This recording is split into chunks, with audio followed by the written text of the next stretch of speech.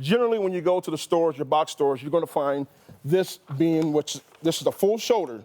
So you're going to have a Boston butt. That's what you're going to find at the stores. Okay. So you're not going to find a full shoulder unless you go to a butcher. And contrary to what a lot of people think, the butt is not the butt. No, it's not. It's the top end of the shoulder. Okay. That's right. This here, I tell you what, if you're going to cook this for a while, you're going to have to take, it's going to take about, this Boston butt here is going to take you about 8-9 hours to cook at about 250 degrees. So patience is... Patience. Yeah. Now, what we have here today is we're going to have a little of an injection that we're going to do. This is a trick you don't have to do, but it'll actually give you a little bit more flavor, savoriness inside this piece of meat. This is just some apple juice. Okay. You can use tamarind juice. You can use cola, whatever. This is ham-based. It's actually is really rich, so it's going to have a lot of savoriness inside that piece of meat. Where to get that from? You can get it at grocery stores. Okay. And this is Jamaican jerk paste. Oh. I love it. Yes. I mean, jerk paste with pork, it's a home run.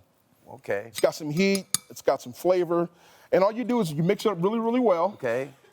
Okay, and then you're gonna normally you're gonna have to put this through a strainer, which I've already done. Okay. This is injection. You want to inject it? Sure, sure. Okay, come over here. Okay. And you come in here, and you just kind of come here and you inject it every couple inches. Okay.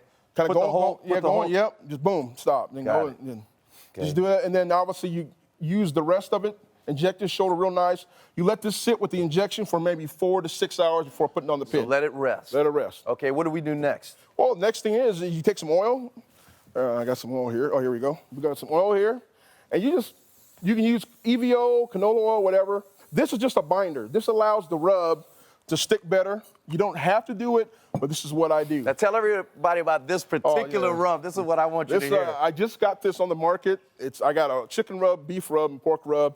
So far, this rub at the place that's selling, academy.com, is just rocking. It's #1 seasoning so far on the shelf. It's great. It has very little sugar, because too much sugar will allow things to burn or over-caramelize. Oh, okay. So this will give you black pepper, salt. So I'm from Iowa, but I'm a big fan of Texas.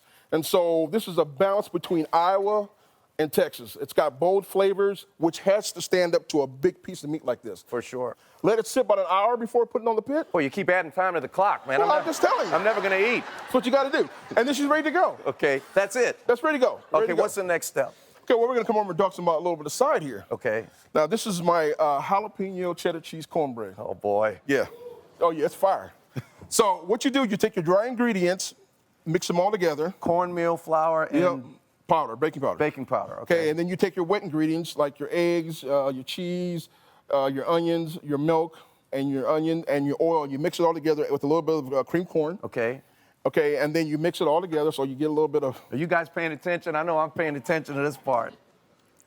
And then you just add it here. It's just kind of incorporated.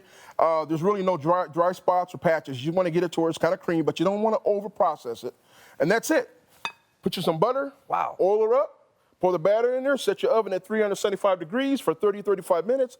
You know when it's done is when you take a toothpick and you stick it in the cornbread and it comes out and it's dry. Okay, that's easy. It's easy. I could do that. Now, with pork... Just throw it on the floor. You want to make sure that you want to cook it correctly.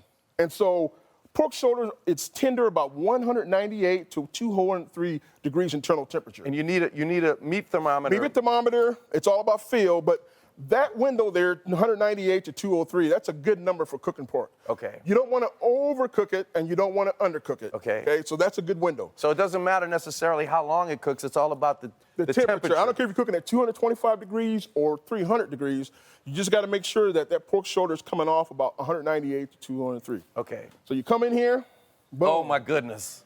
Now, barbecue's best, especially when it comes to pork, low and slow. So 250 degrees, do not force it, don't rush it. Good barbecue takes time. Okay. So you come over here. Gosh, look at that. There you go. How do you make that, the bark on there? That's that right there, that But it's so rub. crispy though. Well, it's slow and slow. You're taking your time. Can now, I start eating it? You sure can if you want. But we're going to come over here. We're going to take some, well, first of all, you come in here. This is a full shoulder. You come in here and you just. Oh, gosh. Look at that. You're killing me, Mo. Yeah, look at that right there. Golly. Yeah. Oh, boy. Yeah. now, that boy. was cooked with some hickory and a little bit